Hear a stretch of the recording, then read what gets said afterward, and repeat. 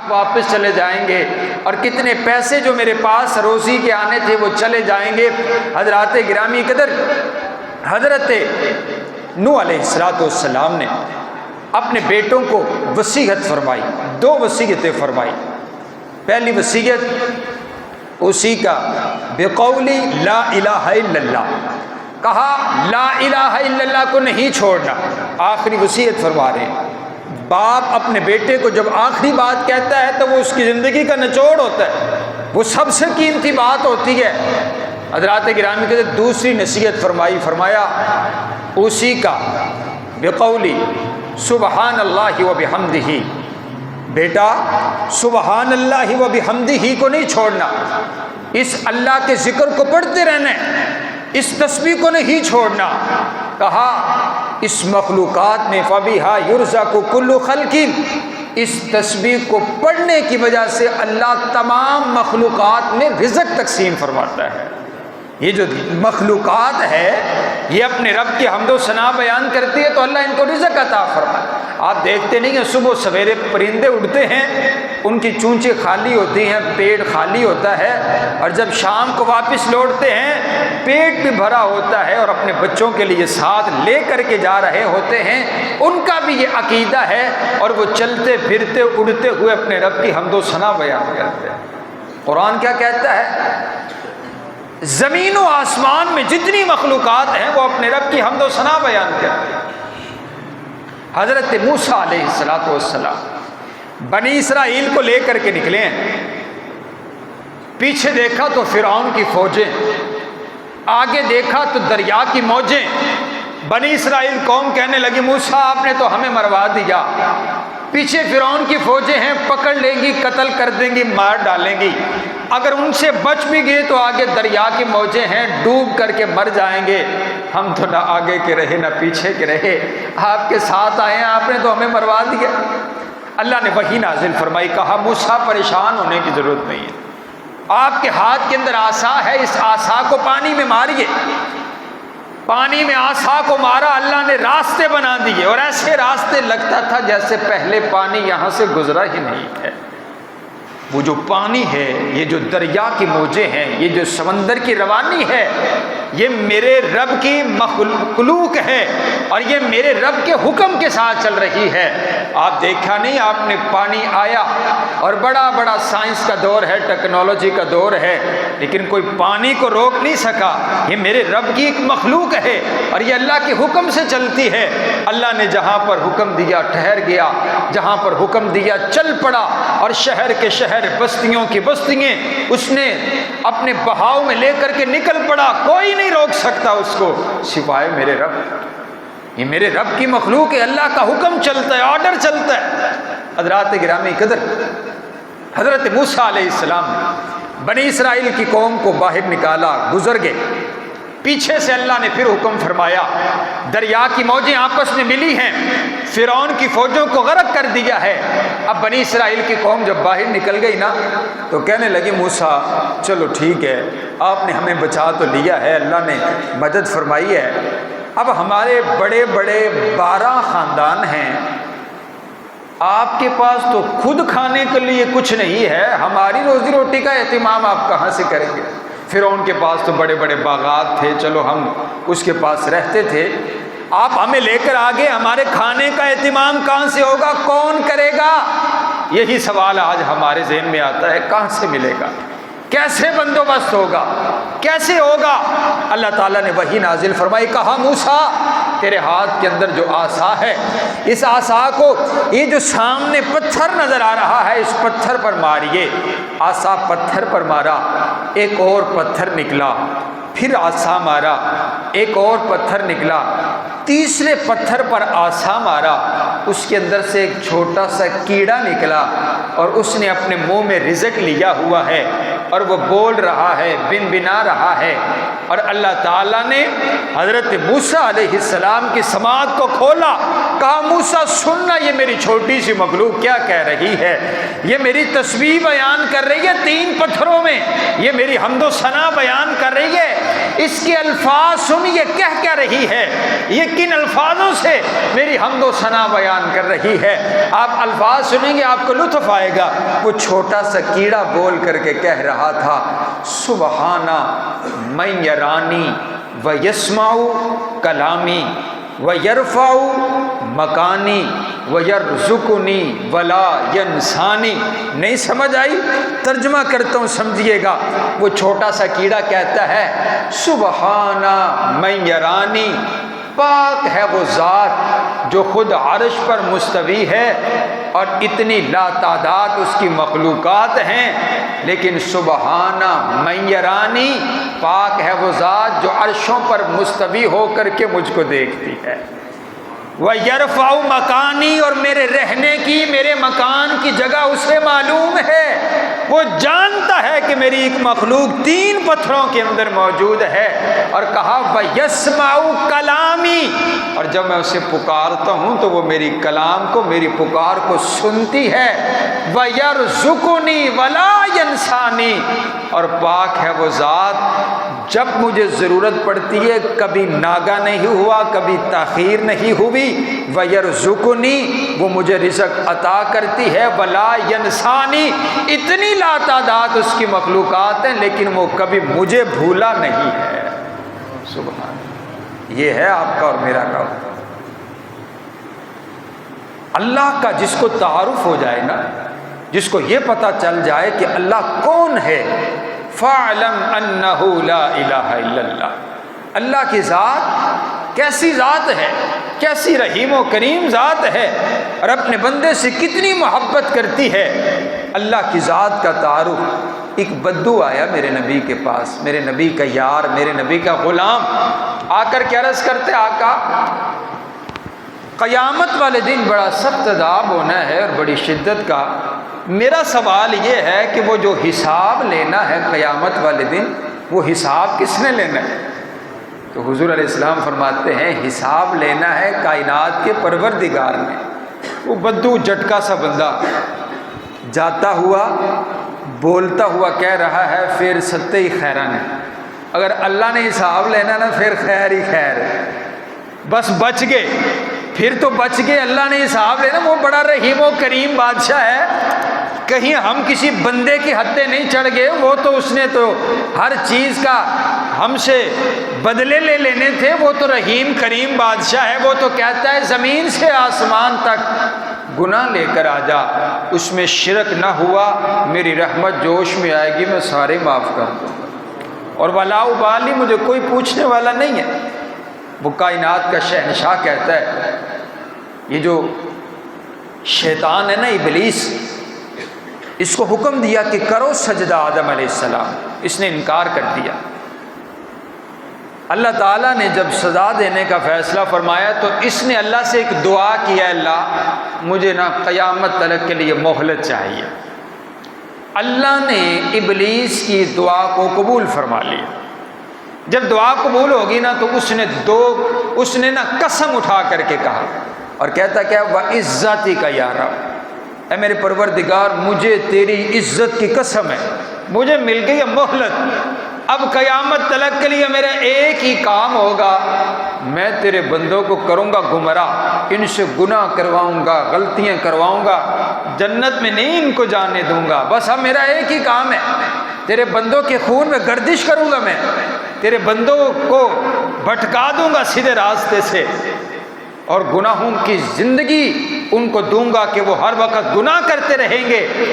جب اس نے قسم اٹھا کر کے یہ بات کہی نا، تو اللہ رب العالمین نے 2 قسمیں اٹھا کر کے اس کو جواب دیتے ہوئے کہا، وَعِزَّتِي وَجَلَالِي، مجھے میری عزت کی قسم ہے ابلیس، مجھے میرے جلال کی قسم ہے، میرا بندہ تیرے کہنے پہ لگ کر کے گناہ کرے گا، 20 سال تک گناہ کرے گا، 40 سال تک گناہ کرے گا، 90 سال تک گناہ کرے گا، گناہ کرتا رہے گا، 90 سال کے بعد اسے میری یاد آئے گی، وہ آئے گا میرے دربار میں حاضر ہوگا اور آ کر کے ایک مرتبہ کہے گا، ربا بھولا رہا، ساری زندگی تیری بغاوت میں گزار دی، بال سفید ہو کے ہڈیاں کمزور ہو گئی، جوانی ساری گناہوں میں گزر گئی ہے، اب تیری یاد آئی ہے۔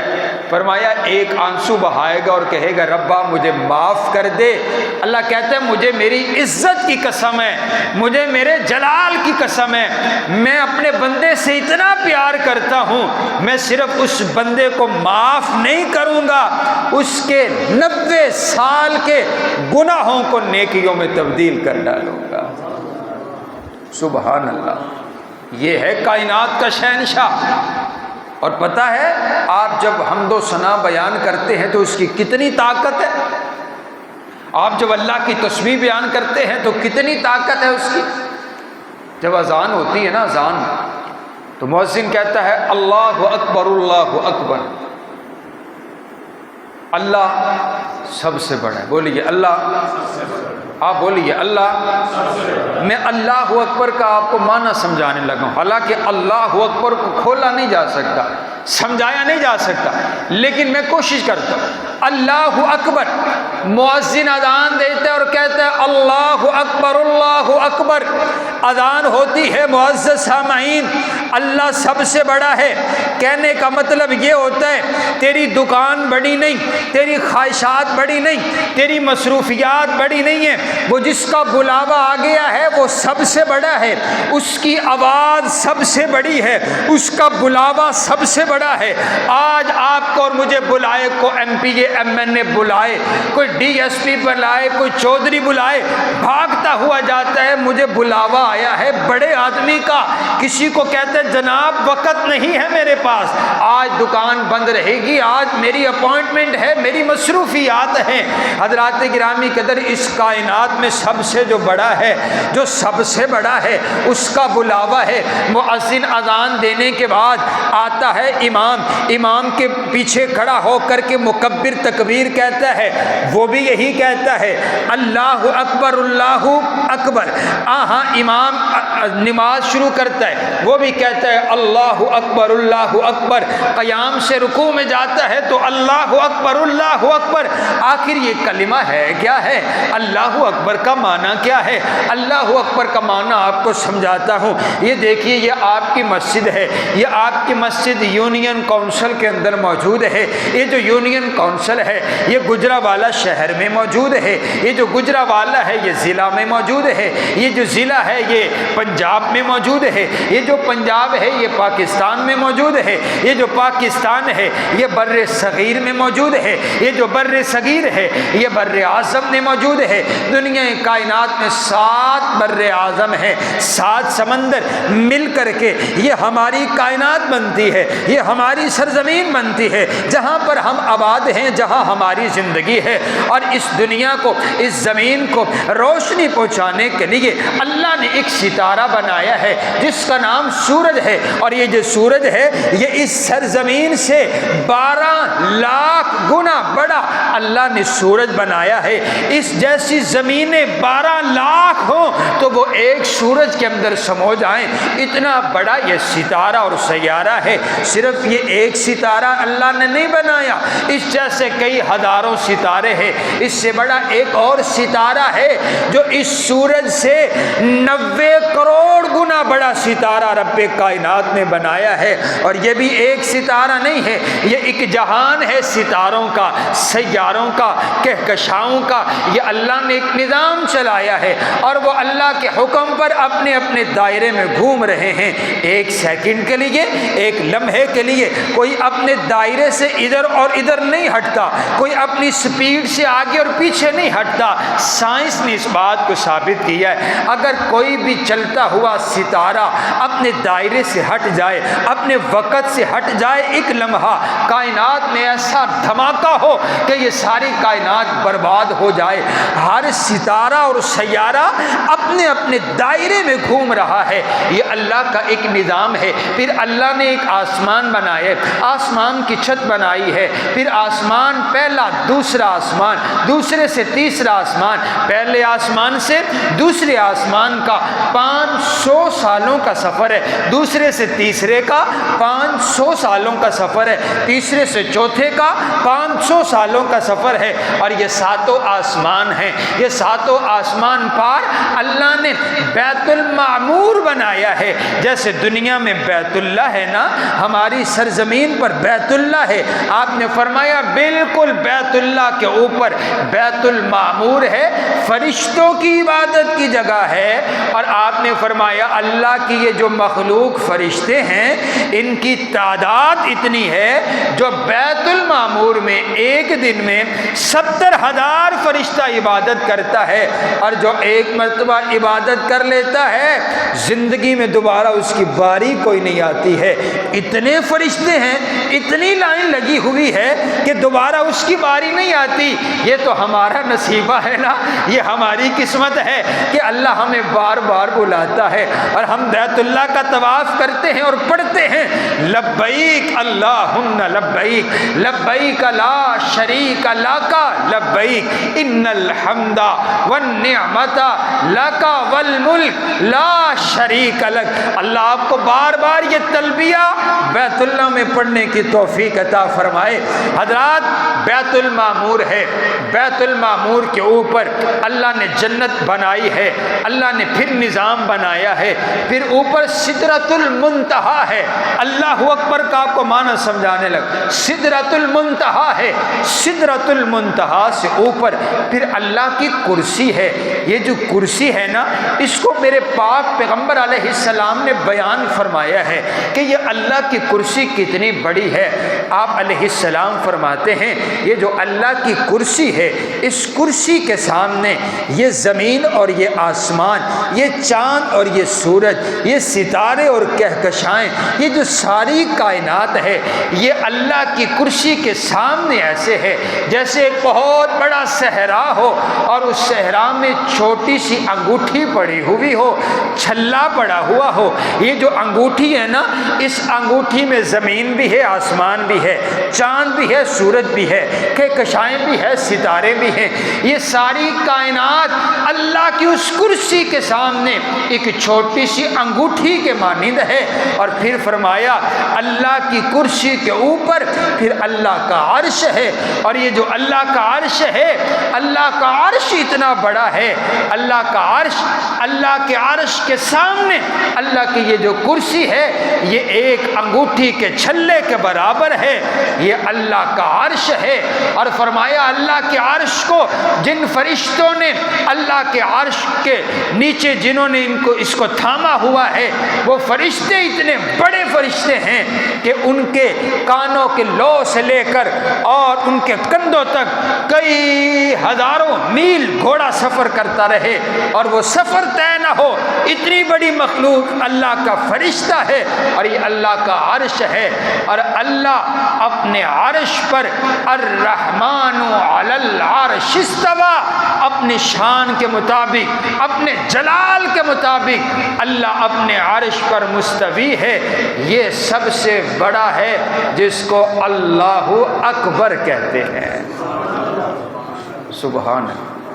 اور وہ عرش پر مستوی ہو کر کے اگلی اور آخری بات سنیے گا، آپ علیہ السلام فرماتے ہیں جب اس کا بندہ کیا چیز ہے، حیثیت کیا ہے؟ آپ کبھی جہاز میں بیٹھے ہو نا تو اوپر سے دیکھیں تو پورا شہر چھوٹا سا لگتا ہے، اس میں ایک چھوٹا سا ہمارا محلہ، اس محلے میں ایک گلی، اس گلی میں ایک چھوٹا سا ہمارا مکان، اس مکان میں ایک چھوٹا سا ہمارا کمرہ، اور اس کمرے میں یہ 4-5 فٹ کا ایک جسم ہے جو کہتا ہے میں ہی سب کچھ ہوں، کوئی حیثیت نہیں ہے، لیکن اللہ اس بندے سے اتنا پیار کرتا ہے۔ میرے آقا فرماتے ہیں جب یہ بندہ اللہ کے گھر میں بیٹھ کر چلتا پھرتا، دکان پہ بیٹھ کر، موٹر سائیکل، اپنی گاڑی میں بیٹھ کر جب اللہ کا ذکر کرتا ہے اور اپنی زبان سے ادا کرتا ہے سبحان اللہ، الحمدللہ، اللہ اکبر، جب یہ تسبیحات کو پڑھتا ہے نا،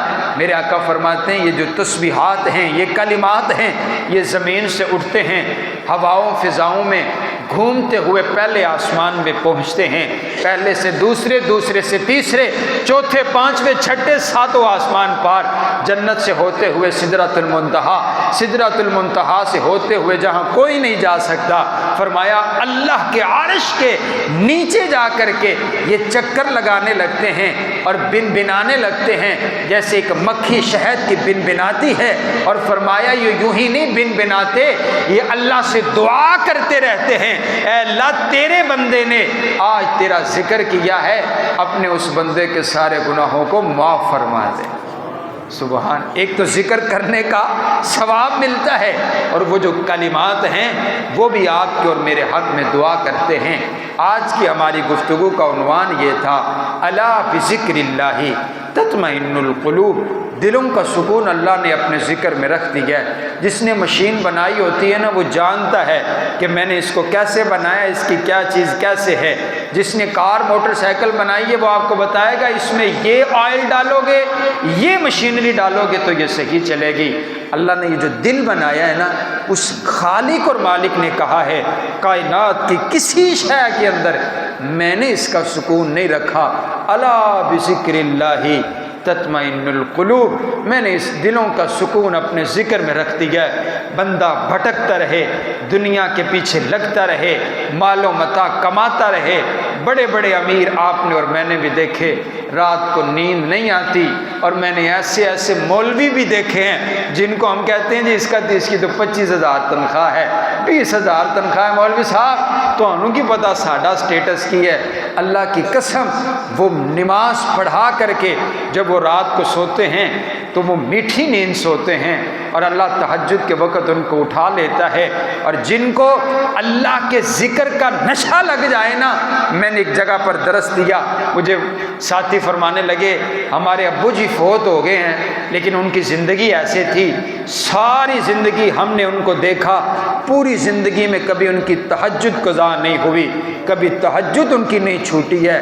جن کی لو لگ جائے نا، وہ نشہ کرنے والا ہے نا، وہ کہتا ہے جی تو انہوں کی پتہ ہے جی کی مزہ ہے، اور جس کو اللہ کے ذکر کا لطف آ جائے پتہ ہی کوئی نہیں ہے، ہمیں تو معلوم نہیں ہے، رب کعبہ کی قسم ہے، پھر ان کے وہ کہتے ہیں نا تتجافا جنوبہم عن المضاجع یدعون ربہم خوفا وطمعا، پھر وہ بستروں پر ان کو سکون نہیں ملا کرتا۔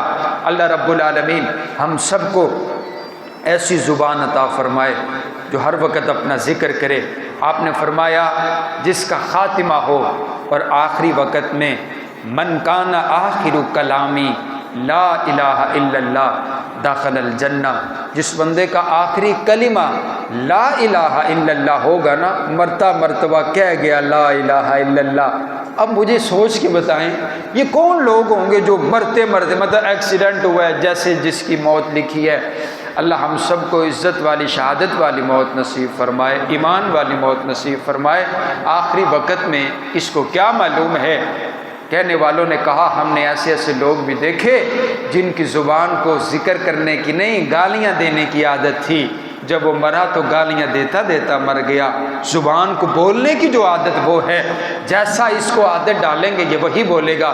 آپ اکثر دیکھتے ہیں بندہ نیند میں سویا ہوتا ہے یا کوئی آپریشن ہوتا ہے بے ہوشی میں ہوتا ہے، تو کچھ لوگوں کو آپ نے دیکھا نہیں وہ قرآن پڑھ رہے ہوتے ہیں، وہ ذکر کر رہے ہوتے ہیں، آخر ان کا دماغ نہیں چل رہا لیکن ان کی زبان کو ذکر کرنے کی عادت ہے۔ میں نے تو یہی سمجھا ہے کہ اس وقت میں اس لمحے میں انسان کی ہوش کیا اپنے دماغ کیا آرڈر کرے گا کہ ذکر کرو، یہ تو زبان ہی چلتی چلتی زبان کہہ دے گی لا الہ الا اللہ۔ تو اس کو عادت ڈالیے ذکر کرنے کی، اس کو عادت ڈالیے ذکر کرنے کی۔